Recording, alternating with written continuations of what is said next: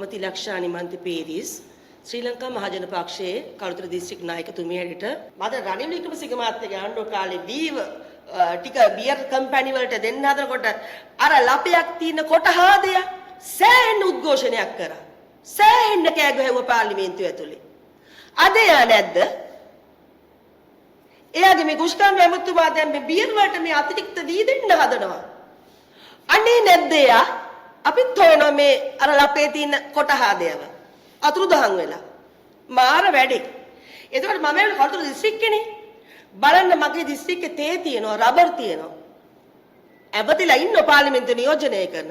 මොනවද ගන්න ප්‍රයෝජන? පුරන් වෙලා එන කුඹුරු කොච්චර තියෙනවද? අපිට කරන්න පුළුවන් දේවල් මේ රජය තුලින් කරන්න පුළුවන් දේවල් ගොඩාක් තියෙනවා. මේගොල්ලෝ මේ මාධ්‍ය සංදර්ශන තිය කරන්නේ මොකද්ද? බඩු මිල වැඩි කරනවා. එහෙම නැත්නම් ඉන්ධන මිල වැඩි කරනවා. ආර්ථිකයේ බද්ද වැඩි කරනවා.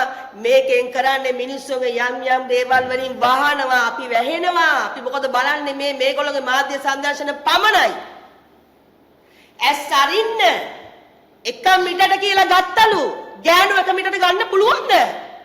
මේ ගෑනු අපි දරන වේදනාවන් අපේ මනසේ තියෙන දේවල් කරන්න පුළුවන්ද මේ කමිටින්? කරන්න බෑ. ලෙහෙන්න මේ කමිටින්. ලේලා දිගහැරෙන්න මේ සමාජයත් එක්ක එකතු වෙන්න. එකතුලා ඇස්සරලා බලන්න අපිට කරන්න පුළුවන් දේවල් මොනවද කියලා. අද ගාමන්ට් වැහෙනවා. ගාමන්ට් වල හම්බ කරේ කවුද? වැඩ කරේ කවුද? මේ අපිනේ. ගෑනු අපි. අද ගාමන්ට් කීයක් වැහිලා තියෙනවද මේ රටේ ආර්ථිකයේ දියුණුව ගෙනෙච්ච ගාමන්ට් වලින්? අපේ ඇඳුම් තමයි පිටරටිය ඇත්තේ. අද මොකද වෙලා තියෙන්නේ?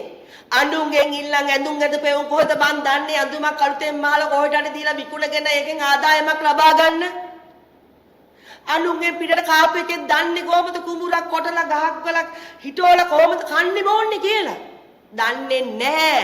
පුරුද්ද තියෙන්නෙම අනුන්ගෙන් යැපිලා. එහෙනම් කරුණාකර මේ මාධ්‍ය සංදර්ශන නතර කරන්න. මිනිස්සු ඉල්ලීම් දෙනකොට ඔයගොල්ලෝ මොකද කරන්නේ? කාවාරි අල්ලලා රිමන්ඩ් කරනවා. එහෙම නැත්තම් තා මොකක් හරි දෙයක් වැඩි කර ගන්නවා. ඒතර මිනිස්සුන්ට අමතක වෙනවා මෙතන දේ වෙච්ච දේ. ඇත්තට මේ ඊවර ශනිකව බස් ගාස්තු වැඩි වුණා.